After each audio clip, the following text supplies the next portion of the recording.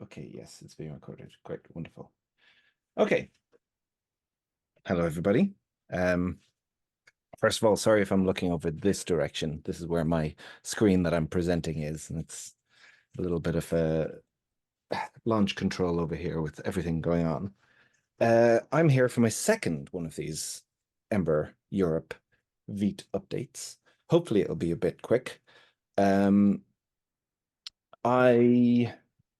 want to kind of go through everything that we have right now, what it would take for you to use Vite if you want to use it right now, our chance of success if you were to try it, see what happens. Unfortunately, I wasn't quite able to get the uh, very flashy demo that I wanted to get done for today. I wanted to essentially say everything is merged and it's ready to go. Let's all use it today. But as everything with software, it takes longer than you expect. So I'll explain why and what the challenges are later on in the talk. But let's keep going. So what am I going to talk about? I'm actually going to start from the beginning. I'm going to say today we are in the future. Forget about the past. Forget about anything pre-embroider. If you were to start a brand new Greenfield Ember app today, how should you do it? Being full embroider, how would you then move that new app to Vite? And as I said, I'll talk about chances of success and what's happening next. I have it all running in the background, but I want to do it together. I want us to feel the full experience of what it looks like. And I'm going to copy and paste straight out of my slides here. So I will make these available somewhere at the after this, and I'm sure Marco and Aaron can tweet about it, whoever has access to or toot about it if you're on Mastodon these days. So we're going to do this. We're going to do this, and we're going to do it live, as I said. So we're doing Super App 2, because why not? And what I'm doing here is I'm running a brand new Ember New, as you can see, with the command embroider and pnpm. So pnpm has been around, what, since early in the 5x, this command. I wouldn't be surprised if Preston was the one to add it because he loves the pnpm stuff. But embroider happened a bit later in 5x series. Or it's been around for a long time, but what it used to do is give you a fully compatible Ember app. But we are not talking about compatible Ember apps now. We're talking about static and fully optimized, everything being amazing. So what I'm going to do here to see if this actually works, I'm going to go to code super app 2. Is it gonna? Yes, it opened it as a tab. Brilliant, fantastico, wonderful. So let's have a look and see what that gave me. This gave us a standard Ember app. Everything is standard. But what you'll see if you open up the Ember CLI build is that instead of this just being empty, it's turning all of the static flags on by default. So what I'm saying to you, everybody listening right now, if you are starting an Ember app in 2024, you should turn on all of the static apps and only turn them off. All of the static flags, and only turn them off if you come across installing an add-on that needs it after doing a little bit of pushback and like making the add-on work static. That would be better. But if you absolutely need to, then you turn them off one by one. And what does this give you? I'm just going to actually kill my other one, I think, that I have running. Maybe I killed it already. That's fine. So pnpm start. This gives you the standard Ember serve experience. And as we can already see, it takes a little while to get started. But at least it is super optimized. So I'm going to restart that. That's good. And this is our standard experience. This is similar to what I demoed last time, but when we went on to the next step, everything started falling apart. But hopefully we're not going to have that right now. So this is using just our standard embroider stuff. And if you go in here and have a look, we will have the ability to add a H1. Hello, Europe. And it does a weird thing where it doesn't scroll to the top for some reason. So standard sort of rebuilding times, but you can see down here, like it's not like this is a brand new app. This is a Hello World app that's literally doing nothing, and it's already over 100 milliseconds to rebuild. That's not very good. I happen to know something that will make that a bit faster, and that is going to be using Vite. Let's go deeper. So there's no like one command to run to get Vite working today. That's something that once it's more ready for prime time, we'll create some sort of migrator or whatever that will give you the things that you need. But for now, you have to run a few steps, and these are the steps in the next few slides. So you need to copy these two files from the current Embroider test apps test Vite app. So we're going to do that now. What are we going to do? We're going to copy Vite config.mjs. Anybody who knows anything about Vite knows how cool this stuff is. And what we're going to do is we're just going to copy this all in here so that you know that it's all live. That's our Vite config. And the other thing that we're going to do is do this Babel config. So the Vite config, we're about to use Vite. That makes sense. It makes sense that we're needing to create one of those. The thing that's interesting, though, is that as part of the Vite work, we have to make things a lot more explicit. Currently, the contents of this file is a bit weird. It's like doing something from the Embroider rewritten app and re-exporting it. In the next few weeks, we're going to change that, and it's going to be a much cleaner, prettier, like normal Babel config that essentially talks to Ember CLI, and what this file is giving you gives you the automatically configured Babel plugins that your classic add-ons have declared that they need to use. So it's like a compatibility functionality. So that's that. We're going to save that. That's saved. Wonderful. So they're the two new files that you need. Then we need to install some things. I'm going to get this going, and then I'll tell you what they are. So the things that we need are Vite, obviously, rollup plugin Babel, because actually we are now moving into the normal JavaScript world. We don't necessarily need to be providing everything through Ember CLI Babel and odd things like that. We get to use the same tools that other people are using. So Rollup plugin Babel is doing the Babel work for us.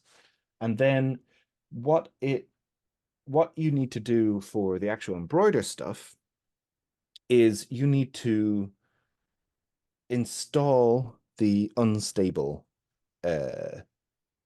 version. So we have a thing on Embroider that every time we merge to main, we push to npm under the unstable tag. We are on a very big breaking change version of Embroider at the moment. Currently, it only works with Ember 5.7.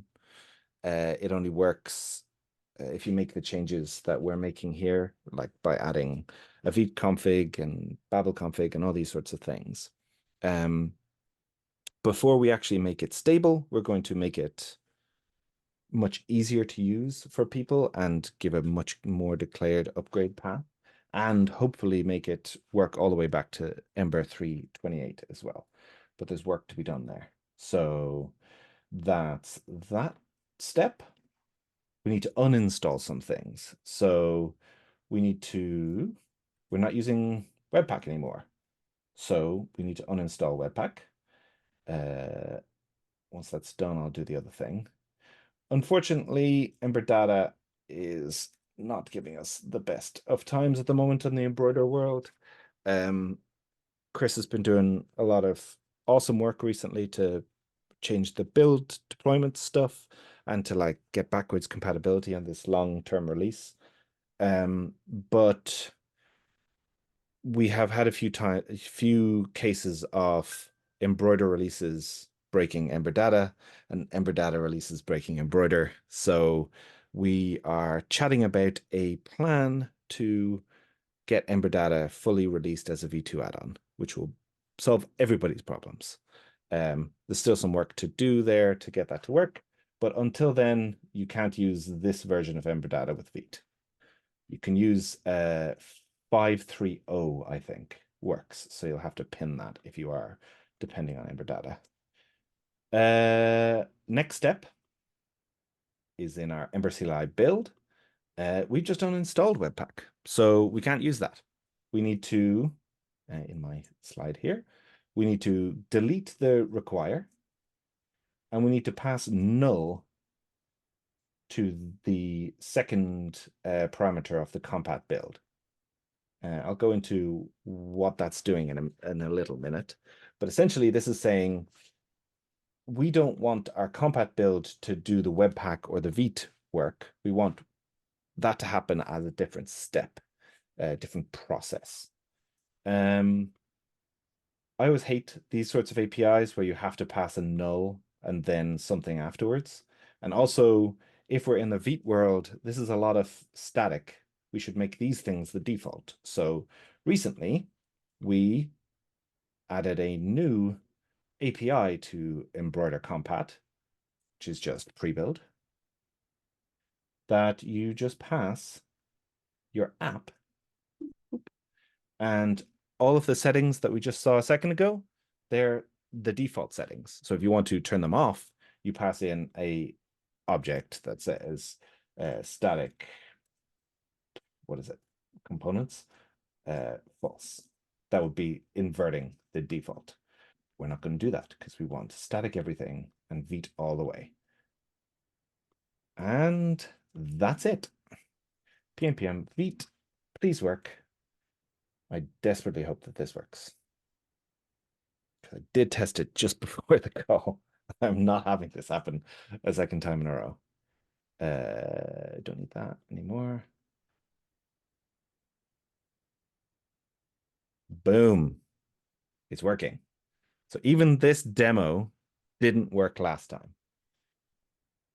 You may have noticed that if you were here last time, you may have noticed that I talked about doing PNPM start and like that did a pre-build and then you had to do Vite after the pre-build stopped. That's all gone away. The actual Ember pre-build, which is this stuff here, is a Vite plugin now. So when you start your Vite server, looking at your app, it just starts Ember, Ember Serve. I guess it's Ember Serve in the background and keeps track of things. And the bit that I wanted to demo, the bit that made me Vite says, hello, Europe. So I'm going to say when I save this, save. Did anybody notice how fast that was? The build successful went from like 140 milliseconds on a demo app to like less than 30. That is still a bit fast. We don't need it to be. Oh, sorry, that's still a bit slow. What am I talking about? That's still a bit slow. It doesn't need to be that slow. We can make it a lot faster. And there are about 7 pull requests to that are almost ready to merge on Embroider right now. That's going to essentially make that instantaneous. So less than 30 milliseconds on a rebuild. And the fun thing is that that rebuild on the old way of doing things would always have cost the same. It would have been like dependent on the size of your app because we have to rebuild a lot of stuff. This now should always be less than 100 milliseconds using Vite because the only thing that needs to rebuild is the application HBS, and Vite is keeping track uh, of the module graph and only needing to rebuild the things that have changed, and everything else is like hyper cached in the browser, which is pretty awesome. So we are there. We are at a point where you can use Ember in Vite, or at least some people will be able to use it. I had a call with one of the Embroider Initiative backers yesterday, and I estimated that this will currently work for 60% of people if they're on absolute latest Ember, have the exact right Ember data version, and have already got Embroider build working with all of the static flags on. So even with those three very stringent requirements, only 60% of people, depending on what add-ons they are using, it'll work with. With all of these 7 pull requests that I mentioned that are open to Embroider right now, we can bring that up to 95% plus. So we can really legitimately expect most people with the latest Ember and the exact right Ember data version to be able to use Vite today. But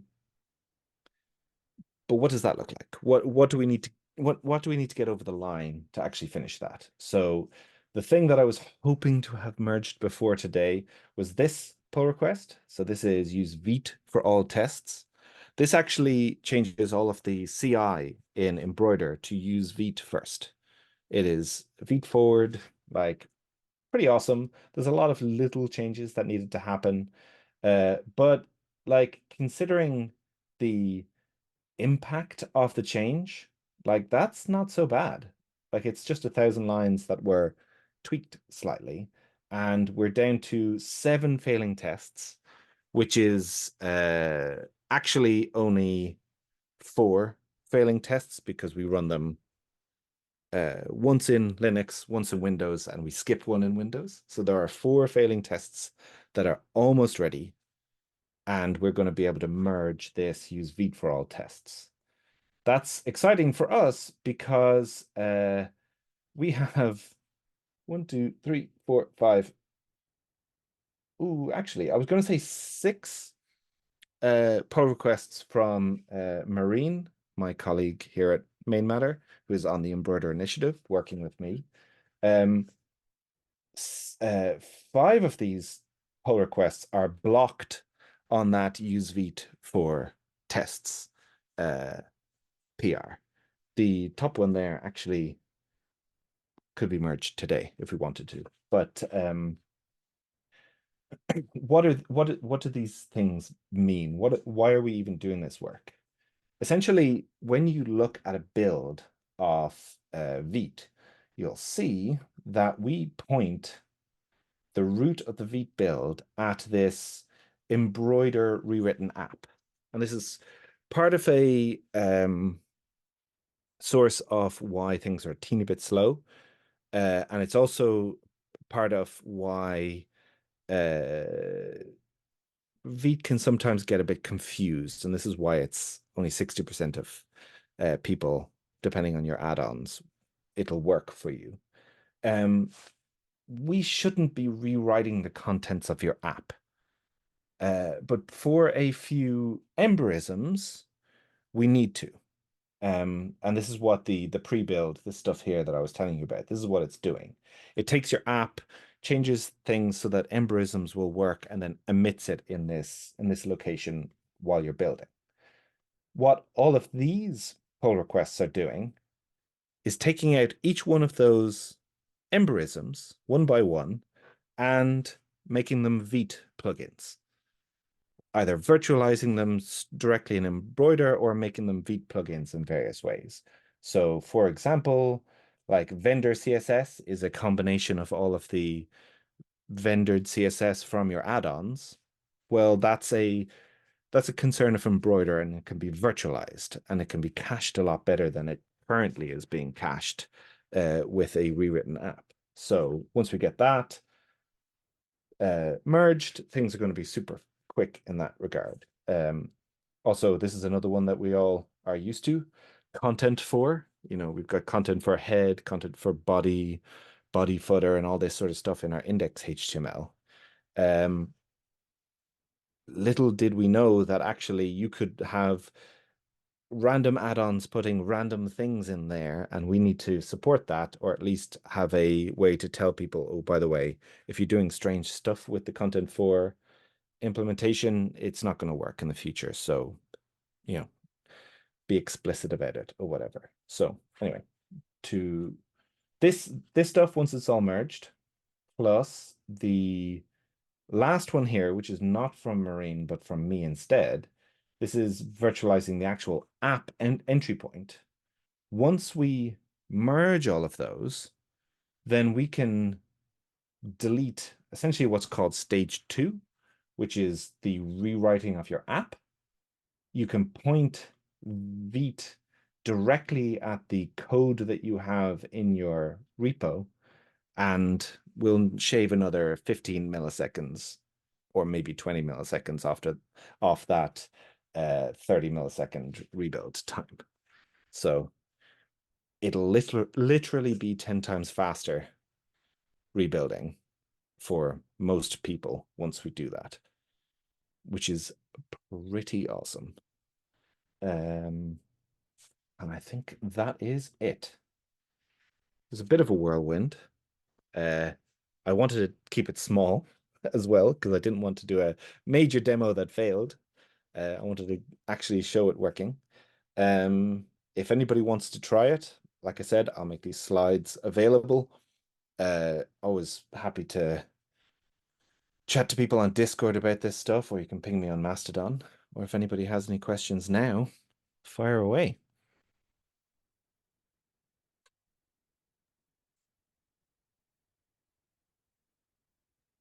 It's one there, Chris.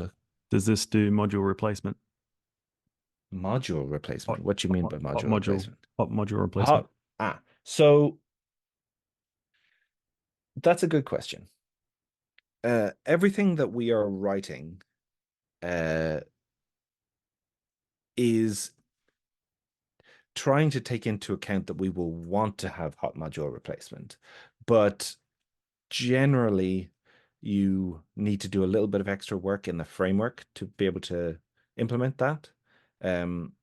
For example, one of the problems that we've been having when trying to implement Vite in general is we've been stung by checks in things like Glimmer Validator that says, oh, you can only have one Glimmer Validator in your assets at any one time. So if you put 2, then they'll explode because like there should be only one thing that's keeping track of whatever it is that Glimmer Validator is trying to keep track of.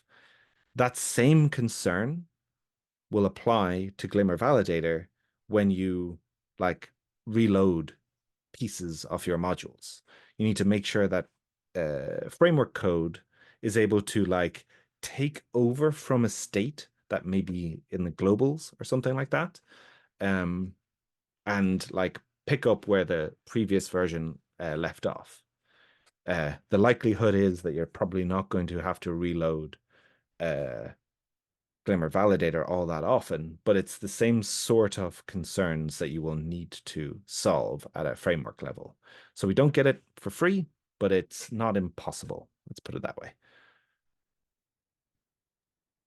Cool. A couple more questions here. Where is the best place to see progress updates from Patrick? So there are a few places. So the uh, Embroider core team meeting, which is now the tooling team meeting, is public on Discord every Tuesday at, oh God, I'm not even going to be able to say the right time now because it's ridiculous. Let me see.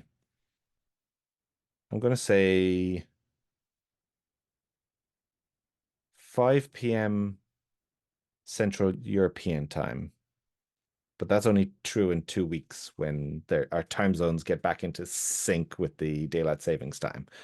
Regardless, go onto Discord, and in the top left corner, there's an events button. And if you click on that, you'll see Ember Tooling Team, and you can just listen in. We do a weekly update there. We have a board. There's a board for github.com orgs embroider build projects. There's a embroider roadmap that's kind of keeping track of very high level things, not day-to-day stuff. Also, you can just have a look at pull requests on the embroider repo itself, because anytime you see a pull request get merged to main, is this one targeting main? Yeah, so anything that's targeting main will be available in the unstable packages within like a minute or so. So it's a few ways for you to keep track. Cool. Tomix asked a couple of questions. One of them was answered by Preston, but it might be worth just you kind of covering here quickly for everyone else, Chris. So do we have to have all add-ons being V2 for Vite? No. So I don't have all add-ons being V2 for this. The I kind of hinted at it when I said that we need to kill stage 2 in this slide. The way that Embroider works, even today, before you go to Vite, is that there are 3 stages. The first stage is going through all of your add-ons, your classic add-ons, and auto upgrading them to a V2 add-on, like behind the scenes. And actually, I talked about the .embroider folder. And you can always have a look in your node modules, .embroider. You can see rewritten packages. All of these are classic add-ons that have been auto upgraded to V2 add-ons for you. So that is solving that particular problem. So that's called stage 1. All of your add-ons are upgraded for you. Stage 2 is moving things across for the actual app and doing some of these emberisms in that move. That's the one that we're trying to kill. And stage 3 is Webpack or Vite or Rollup or the actual bundler looking at your code and interpreting things from there. So we're hopefully going from a 3-stage build process to a 2-stage. But it's actually a really interesting question, because although it's not currently possible, because if you look in rewritten packages, you'll see that is Ember source in there? Yeah, there we go. Ember source itself is a rewritten package, so there's no way for anybody to build an Ember app with only V2 add-ons yet. But Ed is furiously working on that to make Ember source itself be a V2 add-on and solve some of the like packaging problems around that.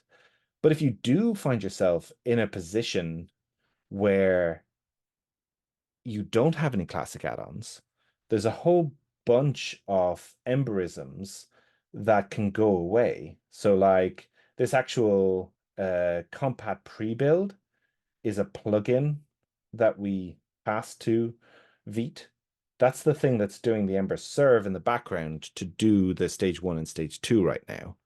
So if you find yourself not having any V2 add-on, if any classic add-ons and everything is upgraded to V2, you can delete that line and opt out of Compat pre-build and opt out of a lot of the early classic Emberisms and be in a very modern, even faster than 10 milliseconds rebuild time because there's nothing broccoli even running on your app anymore, which is pretty cool.